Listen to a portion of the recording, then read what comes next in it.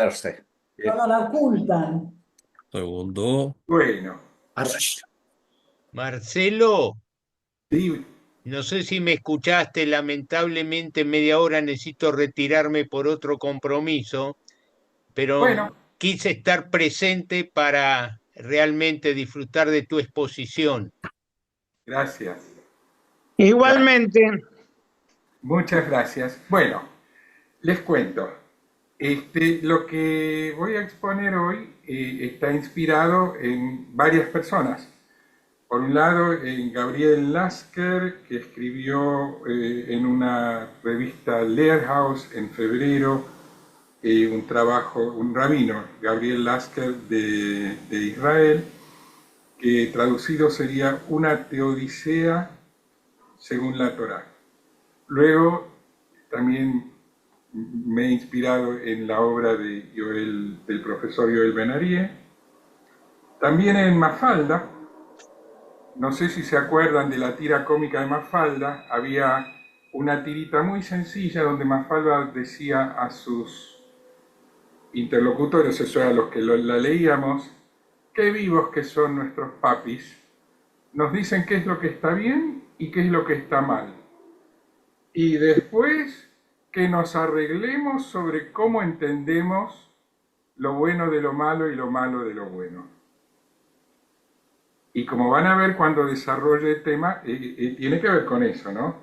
Y también me he inspirado un poco en la obra de Sir Jonathan Sacks, rabino emérito fallecido hace un par de años de la comunidad británica. Bueno, porque el tema me interesa. El mal, el problema del mal ha confundido a las personas de fe durante milenios. Ya el filósofo griego Epicuro, en el siglo III antes de la era común, se preguntaba cómo puede existir el mal en un mundo creado por un Dios de bondad inmaculada.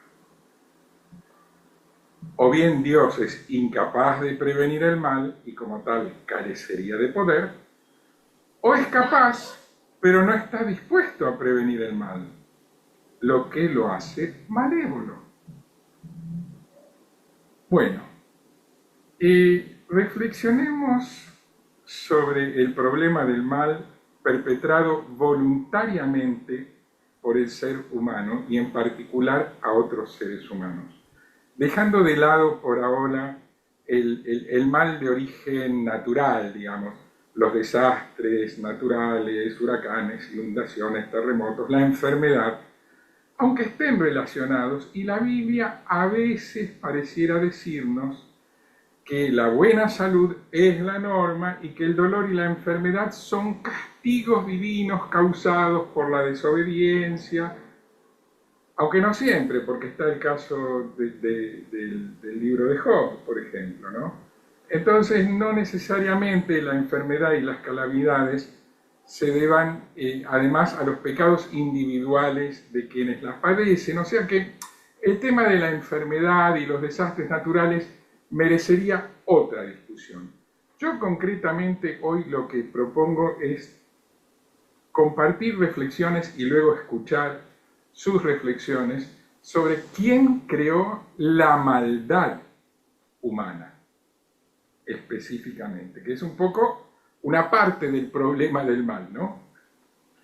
Y hay una segunda parte de esto, de quién creó la maldad humana, que es una segunda pregunta que sería por ahí más de interés para los judíos, pero yo creo que para todo el mundo, es que si bien se han cometido atrocidades contra personas de todas las etnias y religiones a lo largo de los siglos, el pueblo judío las ha soportado con una frecuencia e intensidad, creo que únicas en la historia. Y entonces, además de preguntarnos quién creó la maldad, voy a intentar ofrecer una posible respuesta, una conjetura, a por qué el mal parece ensañarse con los judíos. Es una pregunta oportuna hoy, por ejemplo, después del 7 de octubre de hace poco. El tema del bien y el mal es central en el libro de Génesis. Génesis me refiero al texto del Antiguo Testamento que está íntimamente vinculado o es otra versión de Bereshit en el Tanaj, en la Torah. Y bueno, allí en Génesis leemos, perdón, yo hablo de Génesis y no de Bereshit, porque un poco quiero recordar también dónde estamos. Este es un espacio de encuentro que sostiene y auspicia la Fundación Shalom. Este grupo es un espacio de encuentro para el diálogo y especialmente para el diálogo en el plano teológico, de encuentro entre judíos y cristianos, pero respetando las diferencias. Acá nadie viene a hacer proselitismo, ni unos ni otros. Venimos a escucharnos desde nuestras respectivas y diferentes tradiciones, a ver en qué podemos aprender a conocer al otro, porque no se puede amar lo que no se conoce, y también qué nos puede iluminar del otro en nuestro propio camino, ¿no? Entonces, bueno, hecha esta aclaración, vuelvo entonces al libro de Génesis específicamente, y les comento, ¿no? Después de dar forma a la luz, Génesis 1:4, separar las aguas de los secos, Génesis 1:10, después de hacer brotar las plantas terrestres, Génesis 1:12, y de formar los cuerpos celestes, Génesis 1:18, crear la vida en el mar y las aves, y de la vida animal en la tierra, leemos que en cada una de estas ocasiones Hashem, nuestro creador, vio que lo que él creó era bueno. Y este mensaje, reiterado tras cada etapa en la narración de la creación, y por esto es interesante para nosotros, no es el de la creación de algo de la nada, no es ese el mensaje, sino que más bien es el del establecimiento de un orden benévolo, bueno, sustentador de manera coherente de algo bueno. Eso es lo que narra Génesis, no la creación de materia, tiempo y espacio desde la nada. Eso sería tema para otra conversación, en todo caso. Pero lo interesante para el tema de quién creó la maldad humana es que finalmente, después de darle forma al hombre, Hashem intenta o provoca un refinamiento aún mayor de su obra. Porque cuando el humano aparece en escena, creado por Hashem, todo el bien que se había logrado en cada una de las anteriores etapas se eleva a otro nivel. A los ojos de Hashem, según cuenta Génesis, que pasa de simplemente ver algo bueno, ve algo bueno en gran manera, en grado sumo. Génesis 1:31. Encuentra, después de haber creado al ser humano, un bien mayor que los anteriores. Y tratándose esta narración de que ha creado algo que de manera orgánica y coherente va construyendo algo que es benévolo y bueno, que pase a un nuevo nivel, es significativo. Pero ¿qué es lo que específicamente tiene el humano que contribuye a la mejora de lo que ya es un mundo magnífico, que 6 veces seguidas ya ha merecido el calificativo de bueno? Bueno, según el rabino Haim Ibn Attar, del año 1696 a 1743, si bien la obra que precedió a la creación del hombre no carecía de bondad, aún no existía una criatura que contemplara y apreciara esa bondad. Solo el hombre, como ser inteligente, o el humano, mejor dicho, puede reflexionar y ponderar el bien que impregna su entorno, la creación. Y es por tanto el único ser que puede agradecer a quien le ha provisto de tanta bondad. El hecho de que el hombre pueda reflexionar sobre su experiencia significa que puede contemplar la fuente de lo que le beneficia y lo sostiene. Y por eso Hashem se comunica con el hombre, informándole afectuosamente que él, Hashem, es el proveedor de todo el bien que llena la tierra. Le dice: he aquí, yo te he dado toda la vegetación que de semillas sobre la faz de la tierra y todos los árboles frutales que producen semillas. Es para que lo consumas. Génesis 1:29. En otras palabras, con la llegada del hombre y la manera en la que Hashem se relaciona con él, aparece la evolución del proyecto de la creación hacia un bien superior. Según Ramban, con N de nene al final, no confundir con Rambam, Ramban, Nachmanides, el objetivo final de la creación del mundo por parte de Hashem es que el hombre reconozca y dé gracias a su creador. Este es el comentario de Ramban a Éxodo 13:16. Entonces, de hecho, la capacidad del hombre para reflexionar no se limita solo a su conciencia del bien. Este es el problema. Una pintura es buena, es hermosa, es buena, solo en relación con otras obras de arte consideradas menos atractivas estéticamente. Si uno no pudiera distinguir la calidad de una pintura de otra, no habría nada bueno o malo en una pintura en particular, porque no habría nada con qué compararla o medirla. Algo puede calificarse de bueno solo en relación con lo que es menos bueno. O dicho de otra manera, la conciencia del bien exige una conciencia de lo que es malo. Es la capacidad de ponderar tanto el bien como el mal lo que nos define como especie. Pensar racionalmente es participar en un proceso de razonamiento a través del cual uno es capaz de alcanzar el conocimiento de la verdad, el bien supremo. Esto, a su vez, crea los cimientos para ese atributo humano llamado libre albedrío.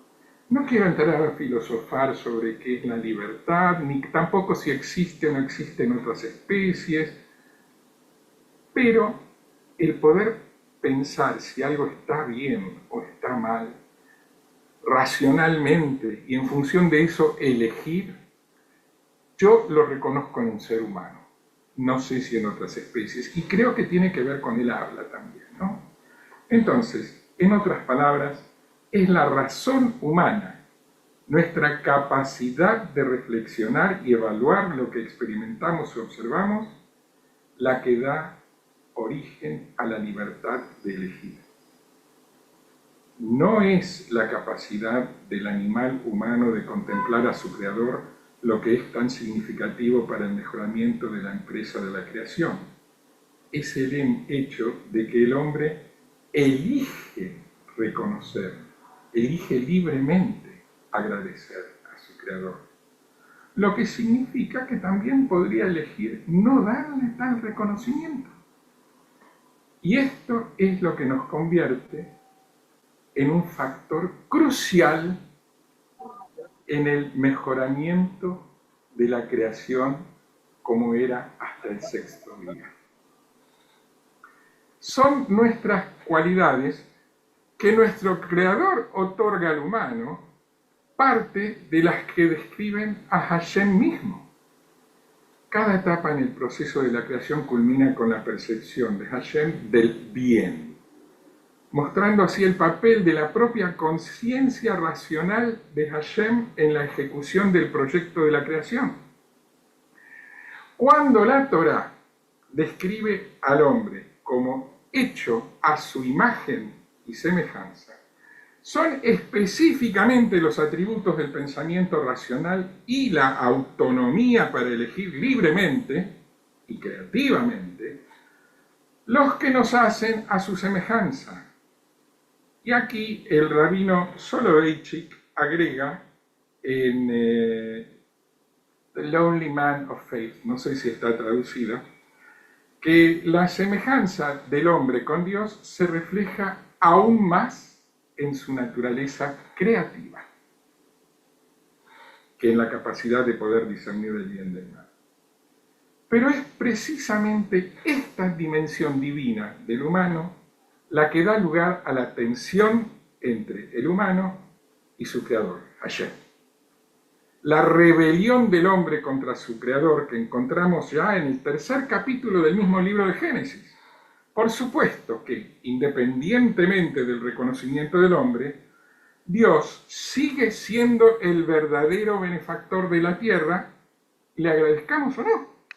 Pero sin embargo, al carecer del respaldo, del reconocimiento del humano, Hashem es, por así decirlo, como un rey sin corona. Hay un midrash muy bonito que ilustra este punto. En Génesis Rabá 5.1.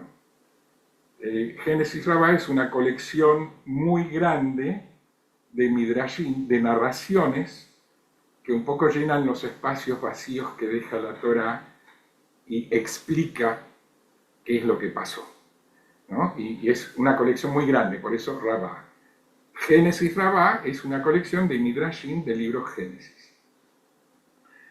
Y el midrash dice así: un rey construyó un palacio y lo pobló de débiles mentales mudos, que se levantaban cada día y saludaban al rey haciendo señas con los dedos. Un día el rey dijo: si mis súbditos fueran inteligentes, ¿cuánto más honor recibiría? Se preguntó por qué no lo había hecho y colocó a personas elocuentes e inteligentes dentro del palacio. Se levantaron contra él, se apoderaron del palacio y dijeron: este no es el palacio del rey, sino el nuestro. Bueno, esto que narra, esta anécdota que narra Génesis Rabá, ilustra un poco el punto al que voy.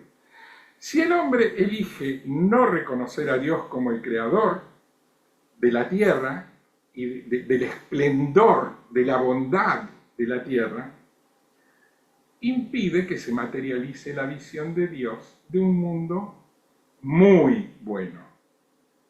Y al mismo tiempo reclama para sí, el humano, su propio derecho como amo y proveedor de lo que es bueno. Entonces Hashem ha generado un dilema al elevar al hombre. Porque los mismos medios por los cuales el proyecto de la creación puede ser elevado, llevan en sí las semillas para el posible destierro de Dios del mundo que Él formó. O bien crea una criatura elevada que tiene libertad para elegir agradecerle y alabarlo, o con ella genera la posibilidad de una rebelión, o bien elige evitar la amenaza de una insurrección, pero renuncia a la perspectiva de ver un mundo mejor que solamente bueno, bien hechito, punto.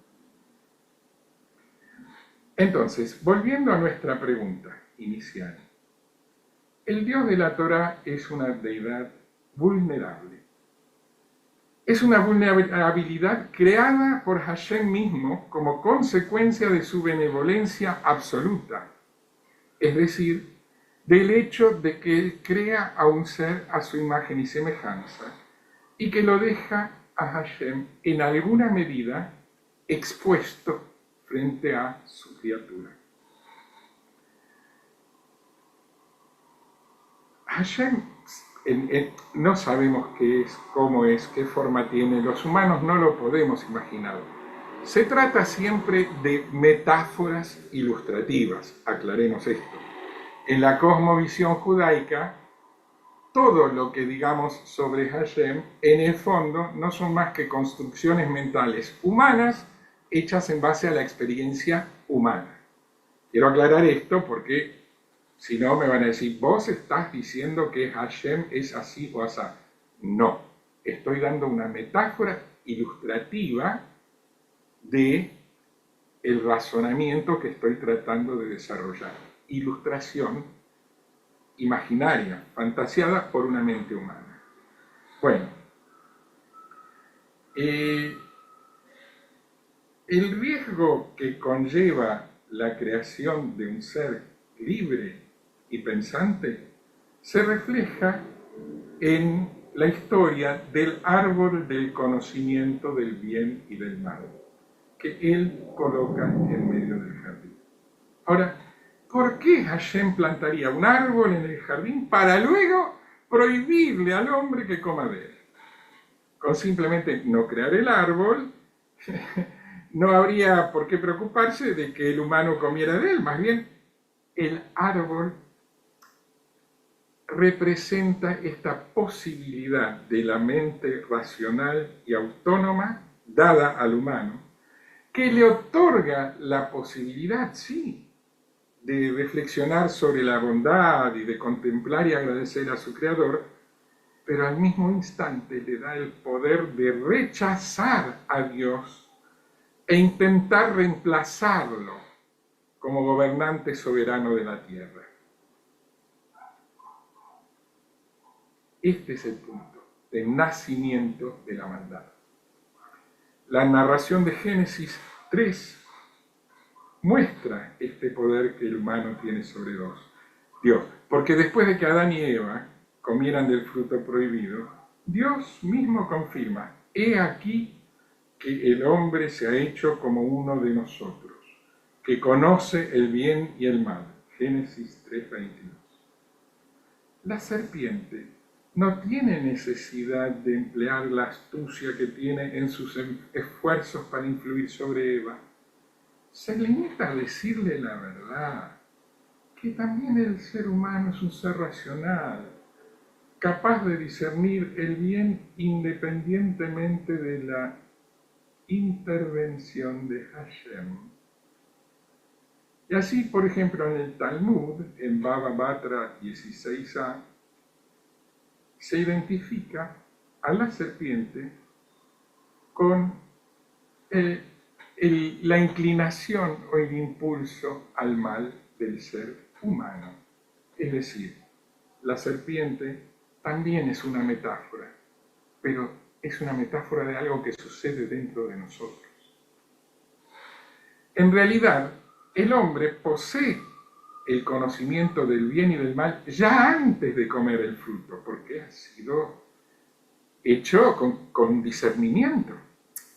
Pero no es hasta que el hombre elija activamente desafiar la voluntad de Hashem que su conciencia del bien y del mal quedan en lo hipotético. Es solo cuando desafía activamente el mandato de Hashem que el hombre se convierte en un ser autónomo.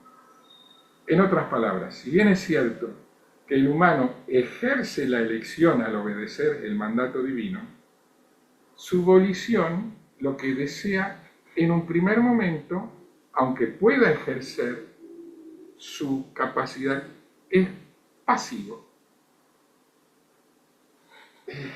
Por eso es que Hashem percibe el logro del hombre de un estatus verdaderamente divino, será como uno de nosotros, dice, solo después de que transgrede y come el fruto prohibido.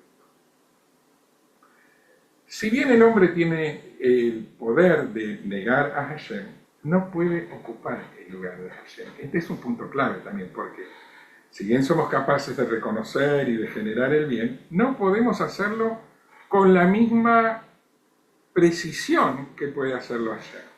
¿Por qué? Porque somos seres creados.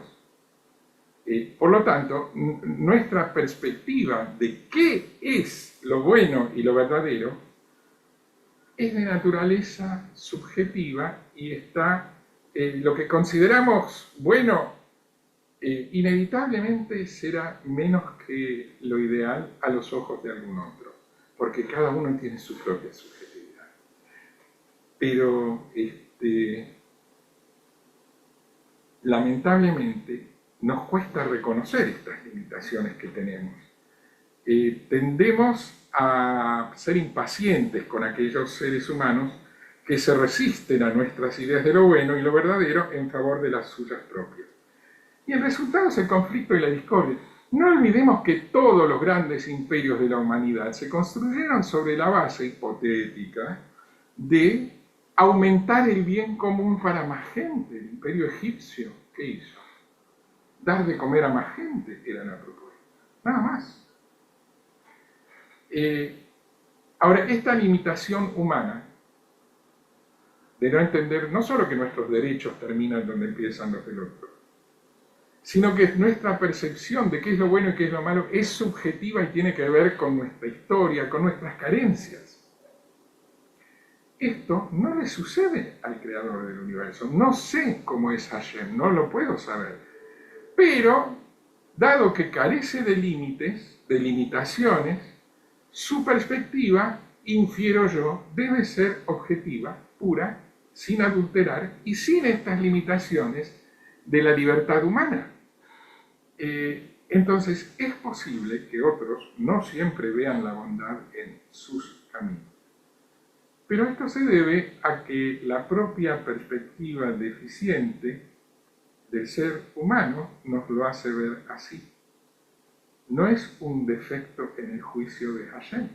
Esto es para los que quieran echarle la culpa a Dios por haber permitido, al retirarse, que el humano engendre la maldad. Eso es otra cosa que hacemos los humanos. Siempre queremos echarle la culpa a alguien. ¿Se acuerdan? Bueno, ya vamos a eso. Con la independencia del ser humano viene por necesidad la imperfección. Un mundo a cargo del ser humano no sometido a la ley de Hashem producirá conflictos y división. Y esto es evidente inmediatamente después de la afirmación de la autonomía de Adán y Eva, cuando cada uno se desentiende de la culpa de lo que hizo.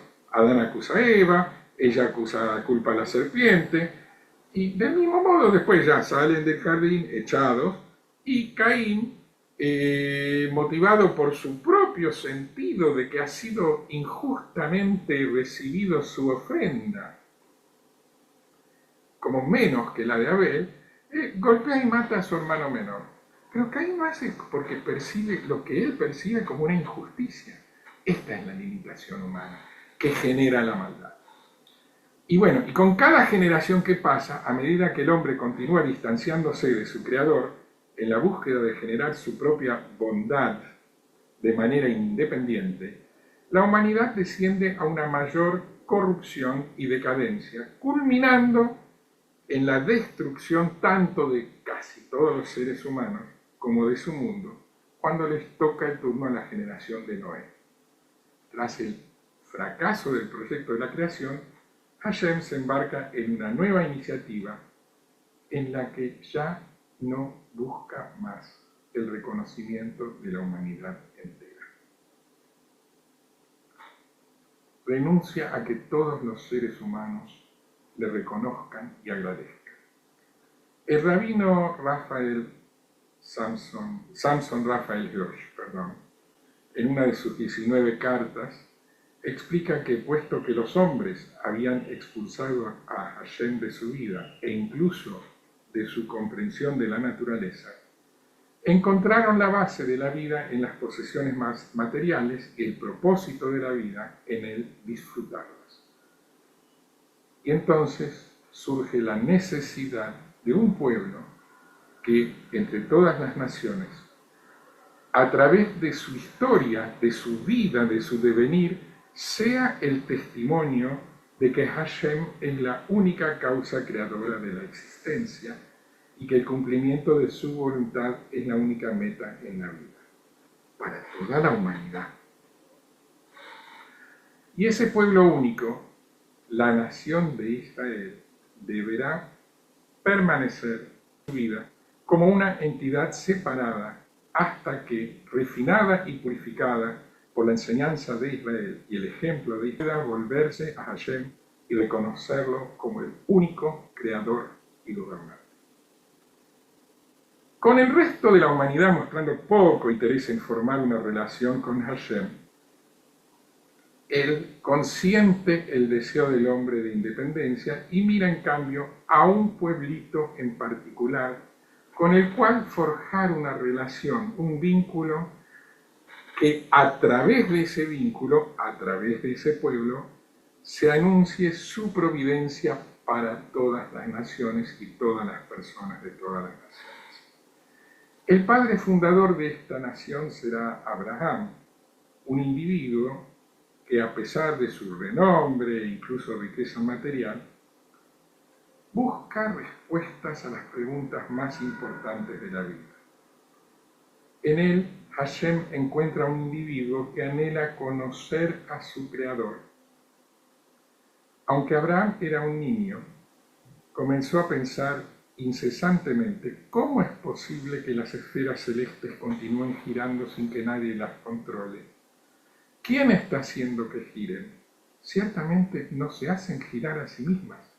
Este razonamiento lo describe Rambam, ahora sí, Maimónides, en Mishneh Torah, en las leyes sobre Avodah Zarah, la idolatría. Entonces, a medida que después del diluvio la relación del hombre con Dios evoluciona también la manifestación de los impulsos malignos primarios.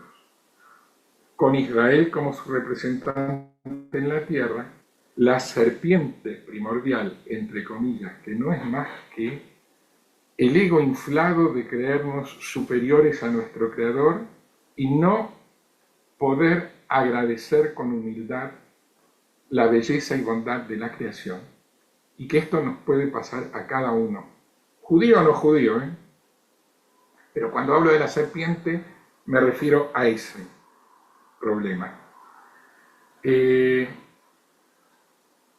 Vuelve la serpiente y asalta al pueblo atesorado por Dios. Vuelve como Amalek, vuelve como Hamas. Ahora, el 7 de octubre, porque si la existencia de Hashem se propaga, se anuncia a través de la historia de Israel, entonces, para remover a Hashem del mundo y de la historia, lo lógico es buscar la aniquilación de Israel. Por supuesto, para la mayoría, el conocimiento de un Dios existente, aunque lejano, es un pensamiento reconfortante. Porque si hay un Dios, entonces hay un orden en el mundo, hay ética, moral, los justos serán recompensados, serán castigados los malvados. Sin embargo, para aquellos para quienes la libertad y la autonomía no son suficientes, sino que exigen una soberanía completa, la existencia misma de Dios representa una amenaza. Son estos últimos los que se personifican en Amalek, ver Deuteronomio 25, 17 a 19, o, a mi entender, hoy en día, en Hamas. Más que el daño físico que le causan a Israel, que es grave porque es terrible, es doloroso, pregúntense si no a cada niño que perdió a un padre, a cada madre, porque todos sentimos que cuando muere alguien por estos motivos es un miembro, todos los judíos sentimos que es un pariente que se murió, un querido miembro de la familia, ¿no? Este es un tema.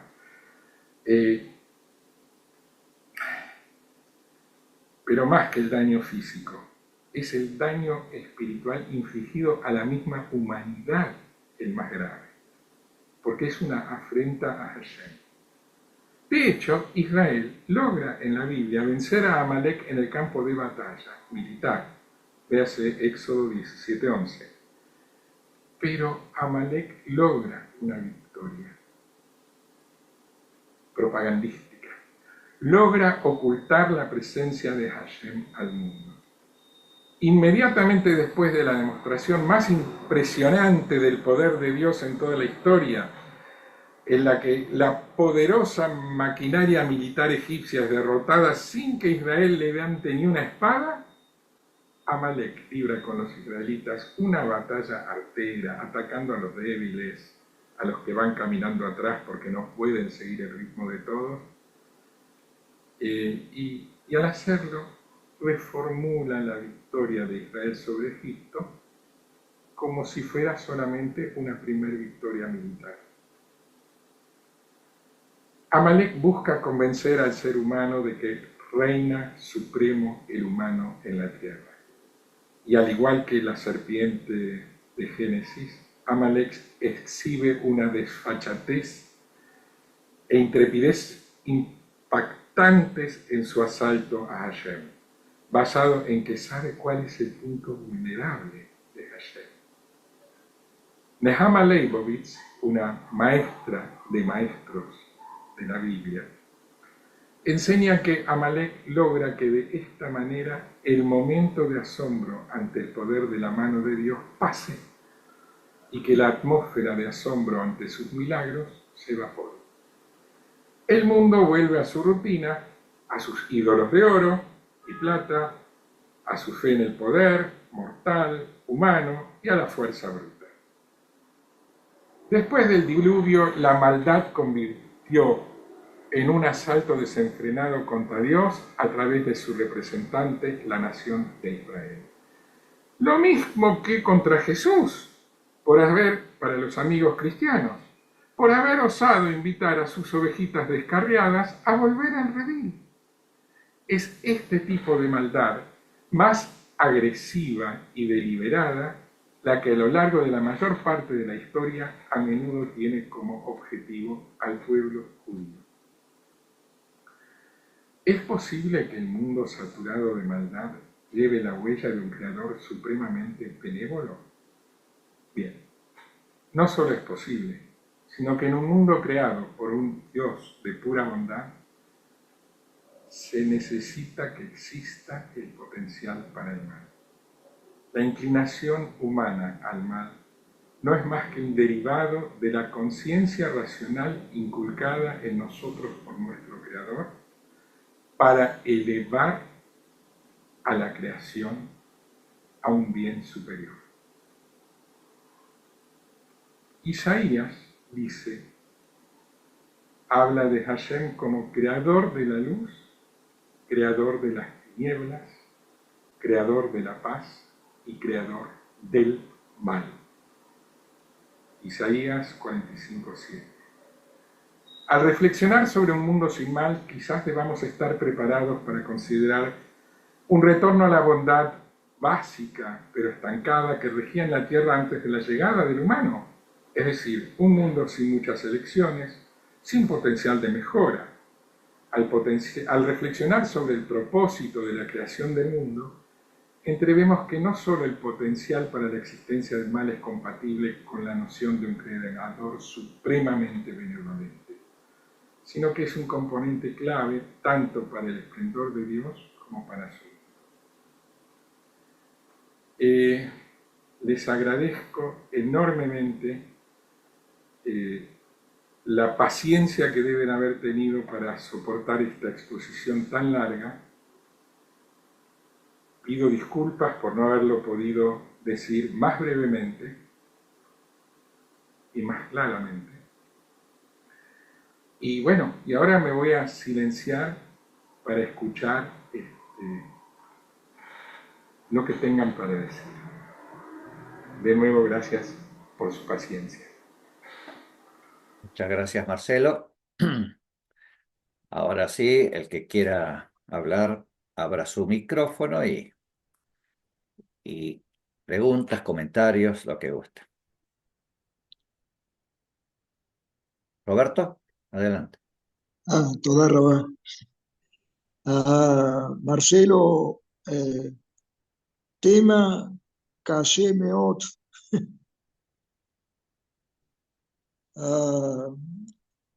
Estuve pensando mucho en lo que dice Santo Tomás de Aquino, ¿no? Sabemos más de Dios lo que no es que lo que es. Y por la otra parte, eh, me parece importante esto de que algunos filósofos dicen, si Dios es libre, el hombre no es libre. Y si el hombre es libre, Dios no es libre, como un condicionamiento. Lo que sí puedo decir desde la escritura, que aunque no podemos definir lo que es Dios, sin embargo, uno puede pensar en lo que han dicho los profetas, ¿no? Adonai como padre de Israel, Adonai esposo de Israel, como el que acompaña, yo soy el que soy, que no es un término metafísico, es filosófico, sino el que está presente en la vida de las personas, aun cuando lo niegue. Y entonces me parece importante recalcar esto. El mal es carencia de bien, pero el mal se da en la realidad y se da también el bien. La libertad existe y uno puede mirar la escritura y pensar en Moshe cuando le dice al pueblo que no escape hacia los ídolos, sino que elija la vida que es servir a Adonai.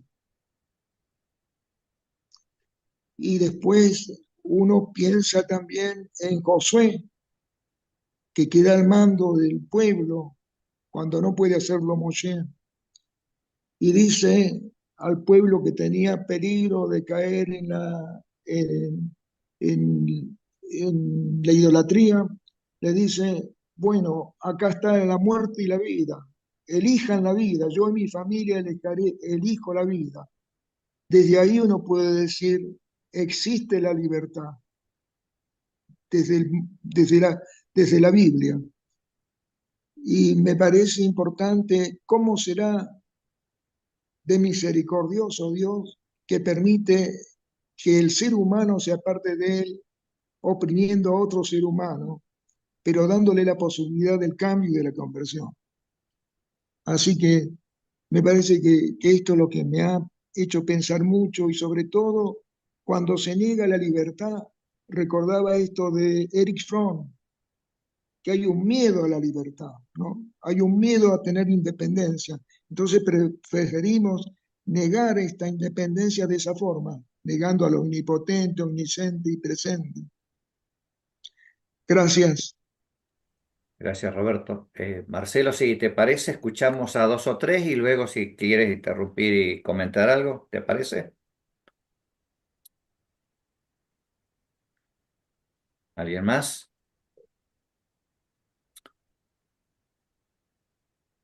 Jaime está sin mutear. ¿Está listo para hablar? Ahora lo apago. Ah, ahí te muteaste ahora.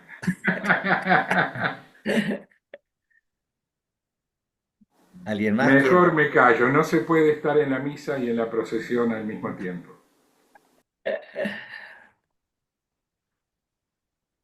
¿Alguien más quiere hacer un comentario?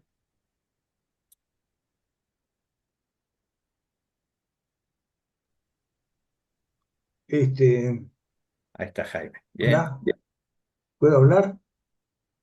por Sí. supuesto. Me, me, me critiqué a mí mismo en reuniones anteriores pensando que salir inmediatamente a plantear mis experiencias es una forma de un orgullo mayor que me corresponde, porque mi ignorancia es tan grande que hacer comentarios desde el punto de vista de un ignorante es abusivo.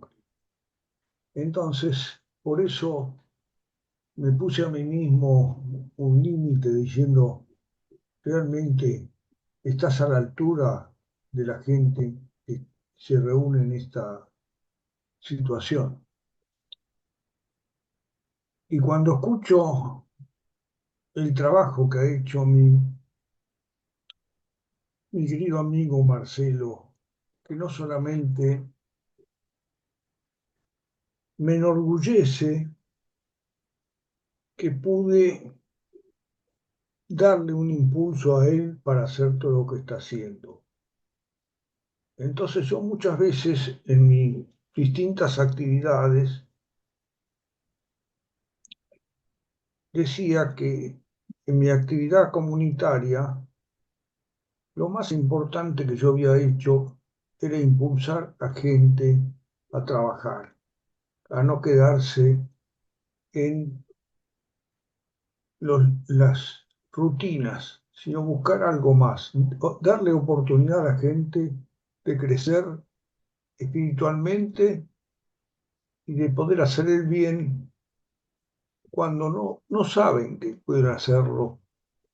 Entonces, más allá de construir algo o juntar dinero o hacer donaciones, yo atribuyo a mi vida, si ha tenido valor, ha sido desarrollar muchos líderes. Esos líderes son, por supuesto, crecen y se independizan, si no, no serían líderes, serían subordinados, ¿no? Y entonces veo a mucha gente activa y decisiva para la lucha que tenemos en forma continua, y Marcelo es uno de mis queridos amigos y líderes de la creación. Entonces, como bien explicó Marcelo, el objetivo es ese, que la gente pueda hacer todo lo que está en sus posibilidades, más allá de que no se dé cuenta. Entonces, ese fue mi trabajo, y por eso pienso que cuando el Señor me lleve al lugar que corresponde, me va a preguntar, ¿qué hiciste? Bueno, desarrollé gente que puede ser mucho más importante que yo. Y eso es lo que yo noto en el día de hoy. Marcelo nos da, es decir, elogiar a alguien está bien y está mal, ¿no es cierto? Porque está bien porque origina buenas endorfinas para seguir creando, y está mal porque somos seres humanos limitados. Entonces, elogiar a alguien quizás lo está achicando en su dimensión. Pero todo lo que hoy hizo Marcelo, este trabajo extraordinario, en mi opinión, nos sirve a todos nosotros para dar explicaciones cuando tenemos que hablar con gente que te dice, y esta maldad, y esta persecución, y esta falta de ética, este hecho intrascendente, ¿es trascendente? Sí, es trascendente. Crea algo que puede ser bueno, que puede ser malo, que puede ser indiferente. Y nosotros, cada uno de nosotros sabe si hizo bien o hizo mal. Mucho más que los demás. A los demás nos podemos ocultar, pero nosotros mismos no. Entonces, esto de hoy nos sirve mucho, por lo menos a mí me sirve, espero que a mucha gente le sirva para pensar, para actuar y para explicarse por qué hay tanta maldad en el mundo, llena de barbaridades que nadie puede justificar y sin embargo la gente las hace, justifica y las hace. Muchas gracias, Marcelo. Muchas gracias. Gracias, Jaime. ¿Alguien más quiere opinar?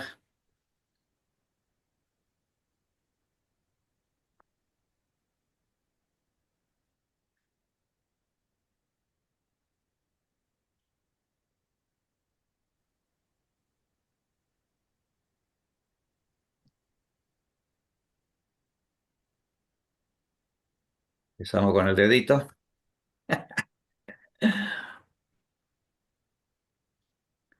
Daniel, anduviste haciendo comentario de esto en los tips. Algo de esto. Si no fue hoy, fue ayer. No, no recuerdo. No me queda la memoria. ¿Querés comentar algo? Sí, gracias. Gracias, Marcelo, porque veo que te tomaste un trabajo bastante grande en la preparación de lo que trajiste. Me encantó. Me hiciste pensar de vuelta en una cuestión que quizá nosotros no nos damos cuenta a veces, que tendemos a ver el universo como una especie de, no sé cómo voy a poder explicar lo que tengo en mi cabeza, de pensar quizá el universo como una cosa eh, eh, que vincula muchas cosas que están todas desconectadas entre sí, sin ver que la perspectiva que está en la escritura es justamente, entre otras cosas, la de presentarnos a todo lo que existe, a todo lo que existe, incluyéndolo al propio Dios y hasta el último de los criminales más repulsivos que haya en el mundo, como una unidad, como una cosa que no está dividida en compartimentos y nosotros elegimos meternos en un compartimento como la religión, por ejemplo, para escaparnos del compartimiento del mal o algo, cosa que hizo muy bien Marcelo de mencionar eh, y que el propio Jesús había observado. Él dijo, cuando ustedes sean perseguidos por mi causa, sepan que así han perseguido también a los profetas que fueron antes de nosotros. Y eso implica la aceptación de que el universo no es un universo que tiene una moral, sino que es un universo que está entretejido ética, moralmente, de bien, de mal, y que una persona que es mala, por decir algo, ¿no? Un criminal, no es solamente un ser humano que es criminal, sino que es una persona que es anti Dios, anti persona, anti él mismo, anti naturaleza, anti. Es decir, hay como una actitud de vinculación con todo el universo que es ética o que es antiética. Y si es antiética, no es universalista, no es real, no es teológica, no se puede justificar con argumentos de ningún tipo, porque la lógica universal, que es la mente de Dios, el logos divino, el ADN que está en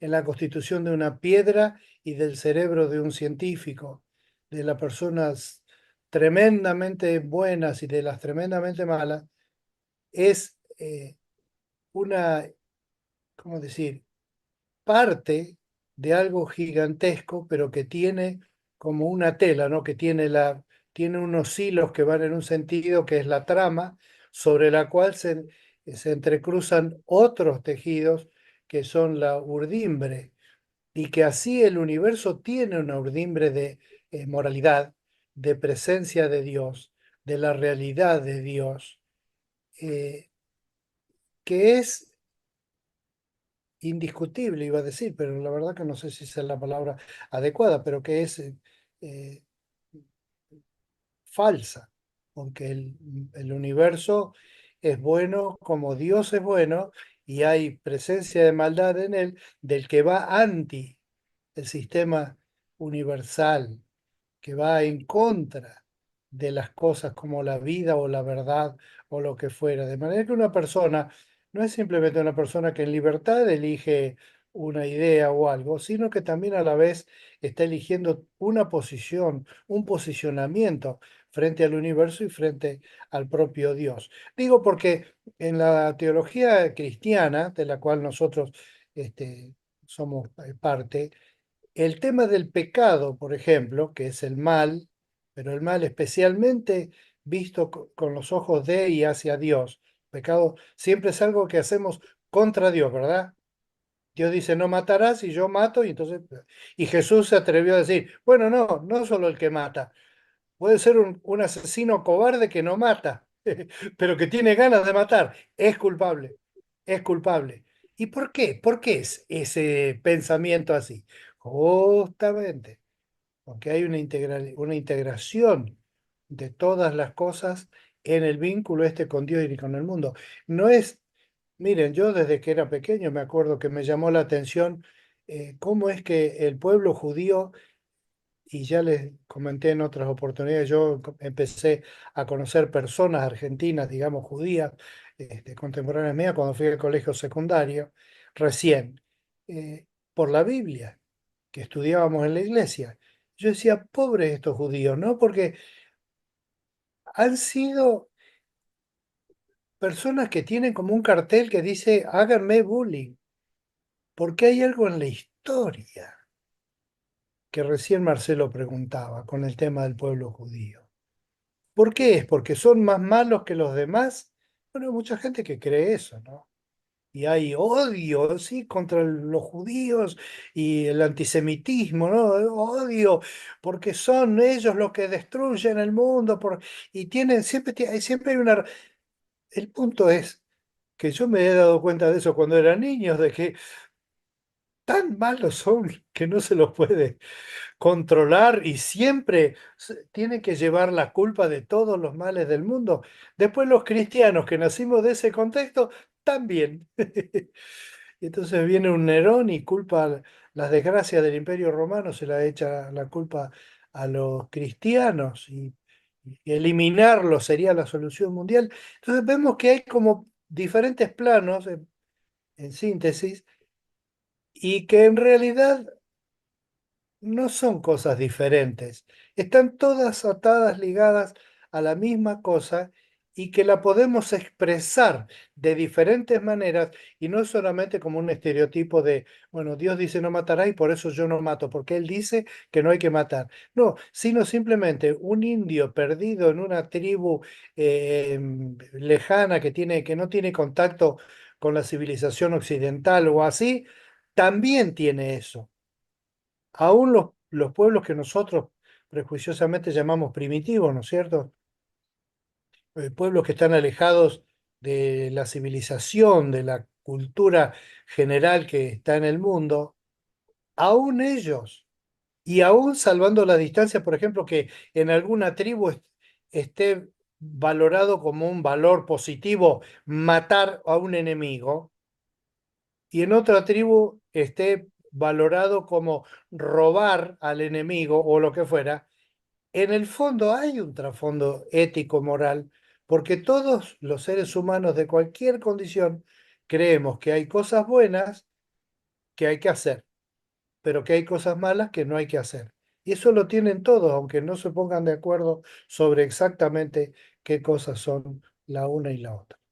Otra vez, Marcelo, gracias, de veras, porque vi que has hecho un esfuerzo en presentar un tema ríspido y difícil. Marcelo, ¿tienes ganas de hacer comentarios sobre los tres que han hablado? ¿O escuchamos una dama que hoy no ha hablado ni una dama? Eso, fundamental. Y La se mitad de la me, humanidad, que hable, por y favor, se me alguien. han escapado algunas, por lo menos se han tapado la imagen, así que me está quedando el cita ahí a ver qué.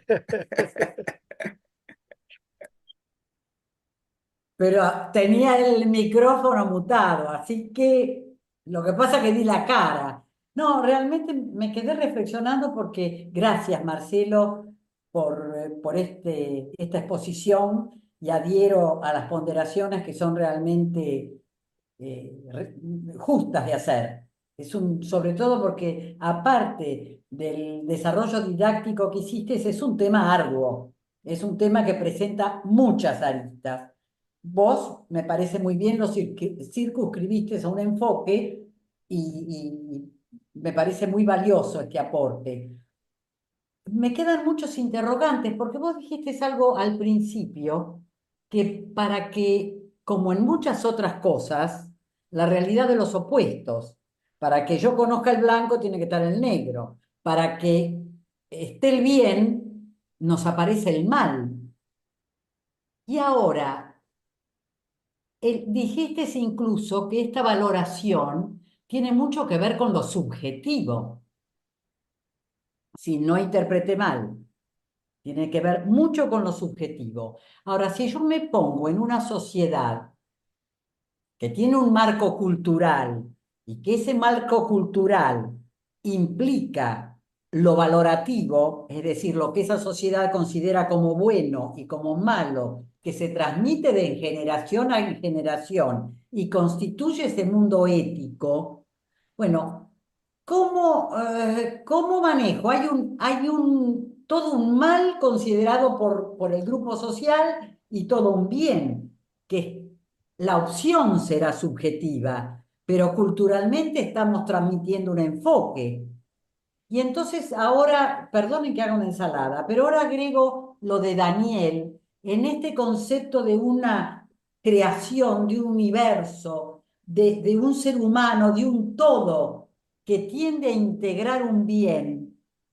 ¿Qué hago yo con este ser humano que puedo ser yo misma y que estoy rompiendo ese equilibrio porque opto por el mal? No pienso en nosotros, ni la barbarie contra los judíos.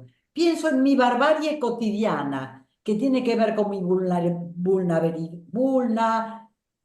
ay, santo Dios, Bulné. vulnerabilidad, con mi debilidad, con mis transgresiones.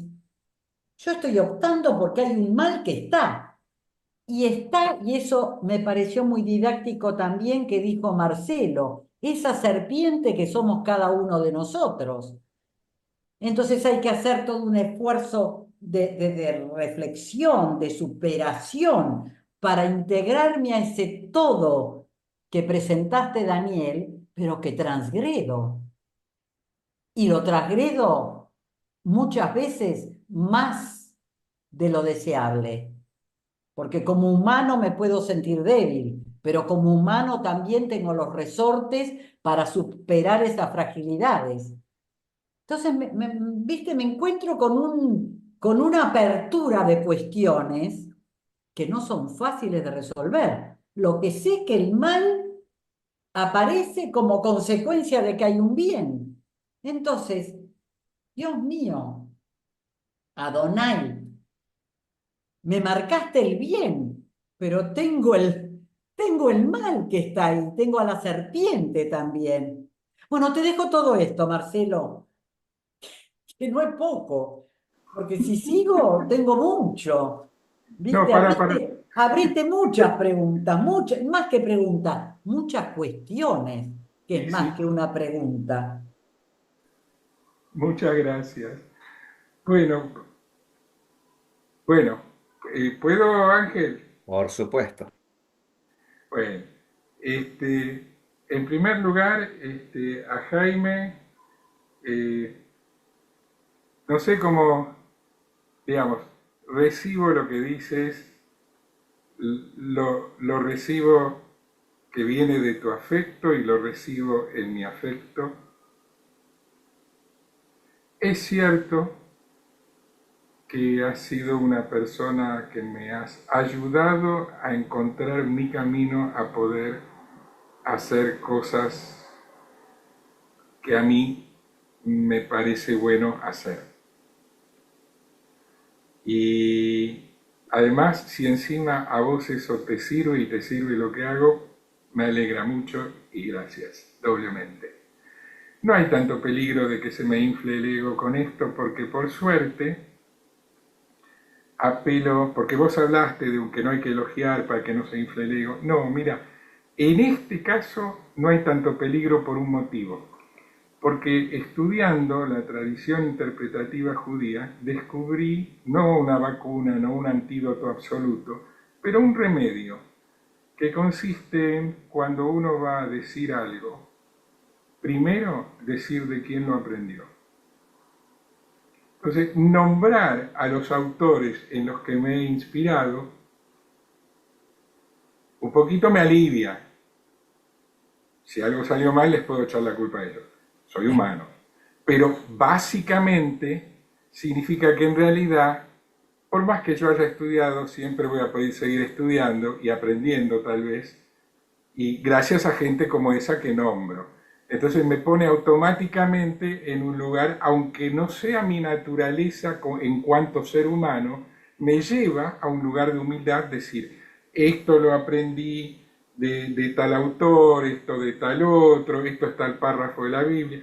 Ahí hay un poco de no una vacuna, pero es un remedio que ofrece la tradición judía de cómo exponer un tema sin inflarse demasiado el ego. Que igual nadie está exento ni vacunado, por supuesto. Daniel y Elsa, perdón, no hablé de Roberto antes, perdón, pero fuiste el primero en hablar, Roberto, y te agradezco tu comentario, que tomé algunas notas, y es más, voy a ver la grabación porque me interesan los autores cristianos que mencionaste. Esta idea de que el mal es ausencia de bien, yo la he oído, creo que es de San Basilio, puede ser. Pero yo creo que no es solamente esa ausencia de bien en nosotros, pero que hay una creación de la maldad también. Activa, positiva. Y que tiene que ver justamente con que perdemos el rumbo y nos olvidamos de que fuimos creados para ser jardineros, para cuidar la creación con humildad, gratitud y alegría, en ese orden más o menos, ¿no? Cuando nos olvidamos de eso, metemos las patas, nos creemos que somos... Y ahí es cuando, claro, generamos la maldad, que no es solamente ausencia de bien, es también la limitación humana. Y entonces ahí viene la pregunta que planteó Elsa y que también lo trajo Daniel, que es ¿cómo hago? Y vos cuando hablaste, Elsa, de si estoy condicionada por lo cultural y por la subjetividad, y una parte de lo que dijo Daniel también tiene que ver con esto. Ahí yo encontré también en la tradición judía, hay una respuesta. Jesús enseña, ama a tu prójimo como a ti mismo, que es la frase central del Humash, de los 5, en la versión en hebreo del Antiguo Testamento, los 5 primeros libros, el que está en el medio es Levítico. Y en el centro de Levítico está la frase, ama a tu prójimo como a ti mismo. Es la médula del núcleo de la esencia del Humash. Eso enseñó Jesús. Pero en la tradición judía está el tema de cómo llego a amar al prójimo. ¿Cómo se hace eso? Que es tu pregunta, Elsa. Y a eso hay una respuesta clásica que no es mía, ¿no? Ni por asomo, es de Hillel el sabio, que en cierta ocasión un gentil, cuenta la historia, una persona no judía se le acercó y le dijo, bueno, explícame qué es el judaísmo, pero en lo que pueda yo aguantar parado en una sola pierna, o sea, dale, rápido. Y Hillel le contestó, mira, no hagas a otro lo que no querés que te hagan a vos. Ahora anda y estudialo. La segunda parte de la respuesta de Hillel es la propia de la tradición judía. La primera parte, no hagas a otro lo que no querés que te hagan a vos, es una versión en negativo de ama a tu prójimo como a ti mismo, y ya. Pero la segunda parte de la respuesta de Hillel dice que es un camino que uno recorre en todo lo que tiene de vida. Y que estudiar no significa aprenderse de memoria lo que dicen las Sagradas Escrituras para repetirlo. Es estudiar, es aplicar el propio discernimiento a tratar de entender qué enseña. No solo en las Sagradas Escrituras, sino que el maestro con el que las estudias. Y no solo eso, sino que lo que mamaste de chico. Y no solo eso, y se va agrandando. Pero es estudiar, porque no está resuelto cómo hacemos para no hacer el mal. Repito, no hay vacuna contra el ego. Nadie está a salvo de creerse algo y pisar el callo de su querido prójimo. No se puede aprender a bailar el tango sin pisarle un callo a alguien. Pero hay que por lo menos aprender a decir disculpe y cuidarse de que no se repita. Entonces, la tradición judía es eso, cómo se hace para aprender, estudiando y llevando el estudio a la vida. Bueno, hablé de nuevo Marcelo, demasiado tiempo, me callo. Milka apareció y Sí, pidió la palabra, así que vamos a escuchar. sí, muchas gracias, buenas tardes a todos. Y justamente con lo que está diciendo Marcelo, ¿se me escucha bien? Es Sí, que apagué la Perfecto. cámara porque mi internet estaba así, más o menos. Como siempre, muy interesante, profesor, yo aprendo mucho.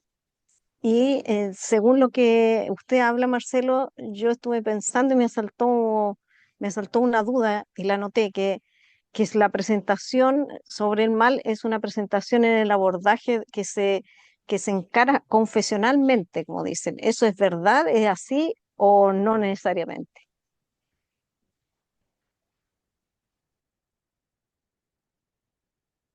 Si usted me pide que yo defina la maldad, ¿quién soy yo para definir lo que para usted debe ser la maldad? No. Gracias, declino, abdico, no puedo. No soy el maestro para dar esa respuesta. Yo a lo sumo puedo decir qué es lo que estoy estudiando y de lo que estudio, qué es lo que creo que voy aprendiendo. Hasta ahí llego, cada uno que labre su propio camino. Perdón. No, no, Daniel, sí, está bien, perdón, tal vez Milka. la palabra no se me entendió.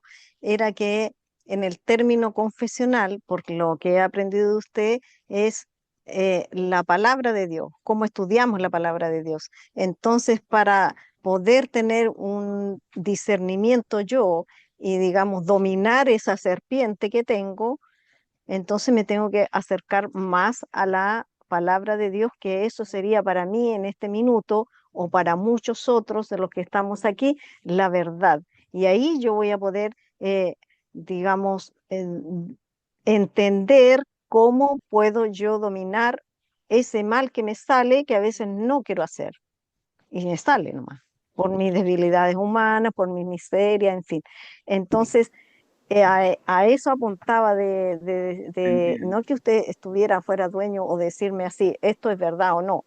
Lo que yo estoy aprendiendo acá es que esa búsqueda de la verdad que yo anhelo para alejarme del mal o para dominar ese mal que está en mí y que quiero reconocerlo más aún para remendar eso ir, como dice ahí, Jaime, que dice ser un impulsor de otros a que hagamos el bien. Pero para eso tengo que primero, hago la reflexión de impulsarme a mí a hacer el bien. Porque ¿quién soy yo para decirle al otro hacer el bien si yo ni siquiera lo sé hacer conmigo mismo? Claro. Eso era. Gracias. Entiendo mejor su pregunta o su posición. Gracias. Discúlpeme si me apresuré, pero bueno, yo creo que en la misma pregunta, en el hecho de preguntarse cómo puedo hacer para evitar meter la pata y hacer el mal, en el hecho de preguntárselo ya hay una parte importante de la respuesta.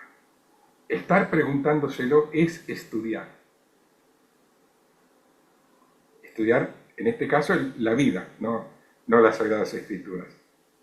Y esto no es una cuestión confesional, esto es universal humano.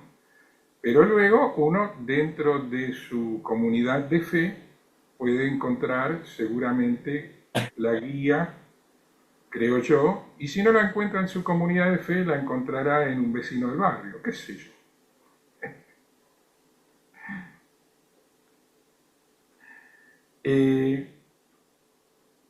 Sí, Jaime. Sí, querida Milka,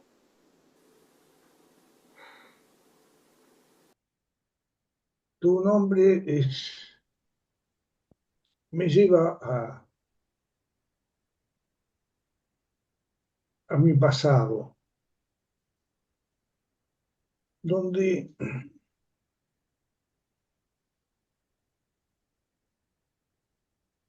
nos preguntamos de chicos por qué la gente es así.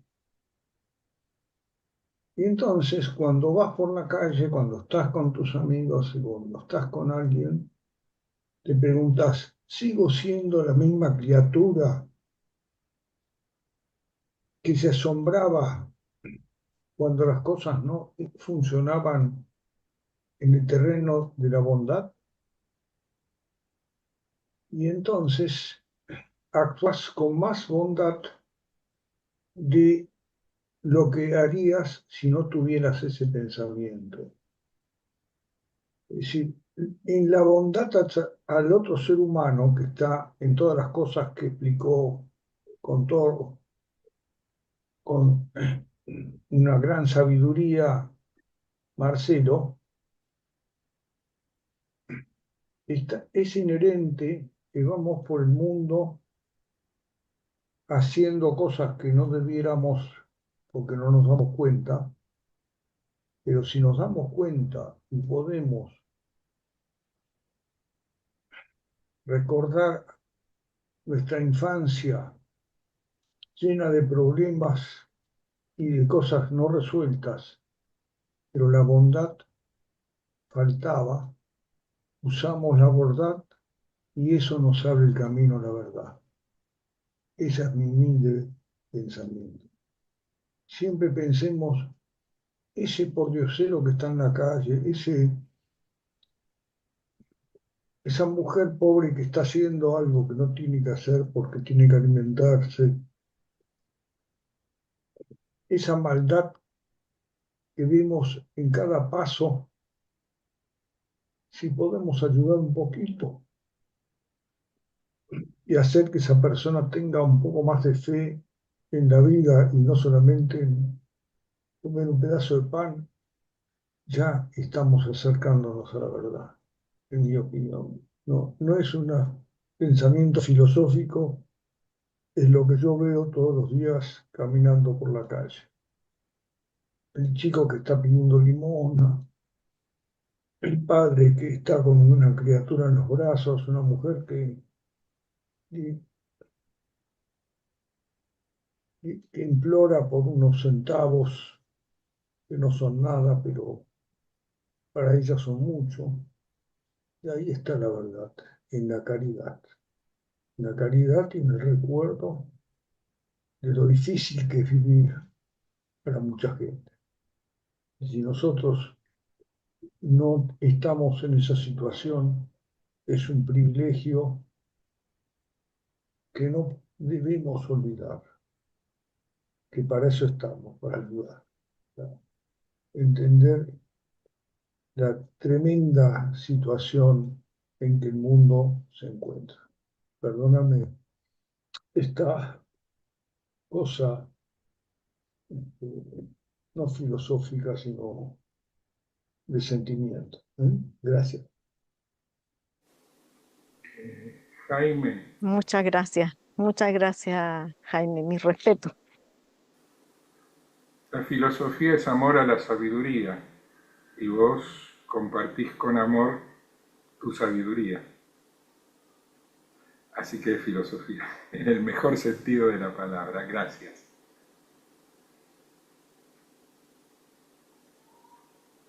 Bien, ¿alguien más quiere comentar algo, agregar algo?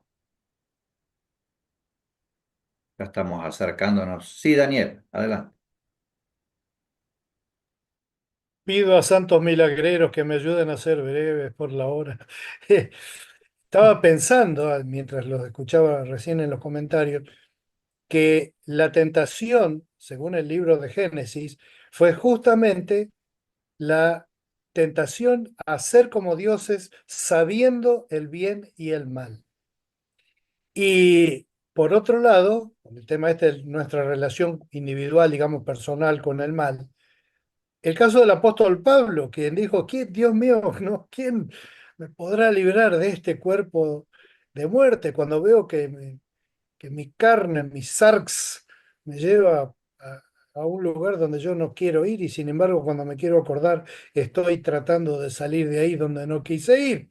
Y que este es un problema que todos los creyentes tenemos, ¿no? Y experimentamos en diferentes maneras que me ha llevado a pensar muchas veces que la ética del Hijo de Dios no es exactamente hacer todo lo que debe y no hacer nada de lo que no debe, sino aceptar que va en alguna forma u otra, va a hacer lo que no debe, pero que no puede darse el lujo de naturalizar eso que no se debe en la propia vida.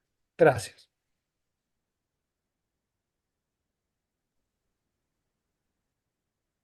Sí, Roberto, adelante. ¿Se escucha bien? Perfecto. Yo quiero retomar un poco el pensamiento de Jaime porque me recuerda a Albert Camus que le era imposible creer en un Dios que admitía el sufrimiento de los niños.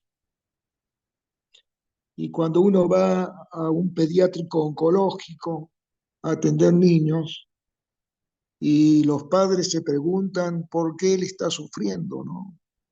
Y así como algunos se acercan con fe a Adonai, otros con el mismo problema se alejan de Adonai. Entonces, frente a esos hechos, no hay argumento posible, solamente comprender, amar y abrazar, y tener dos oídos de elefante y boca de mosquito, porque muchas veces los consejos y las respuestas que queremos dar nos dejan bien a nosotros, pero no nos dejan bien al otro que está sufriendo. Gracias, Jaime. Bien, Marcelo, no sé si querés agregar algo o quería pedirle al mismo Roberto que acaba de hablar si nos puede guiar con una oración, como dice Marcelo, en la que todos los que estamos aquí podamos decir amén. Ya entiendo que puede entender lo que quiero decir. Roberto, ¿puede ser? Perdón, repetí, Ángel, porque tengo mis audífonos. Ah, una oración de cierre hacemos nosotros y quería pedirle si usted la puede hacer. Dios, Padre del mundo, Padre de Israel, esposo de Israel, así como has cuidado a tu pueblo, a pesar de los momentos difíciles, lo sigues cuidando, cuida de todos los seres humanos, a través de las personas que se prodigan en el bien, tratan de ayudar a los demás y hacer un mundo más humano. Como dijo Elie Wiesel, Premio Nobel de la Paz, el judío no está llamado a que todo el mundo sea judío, sino que el mundo sea más humano. Por eso Hashem bendice a cada persona que está en este día, bendice a Marcelo, gracias por lo que él nos deja y porque estimula nuestro judeo-cristianismo en el mismo Dios, en el Santo de Israel que sigue estando presente en nuestra historia. Amén. Amén. Gracias. Amén. Amén. Muchas gracias. Nos estamos viendo, Dios mediante, el martes que viene. Shalom, shalom. Hasta Baruch Hashem. Baruch Hashem.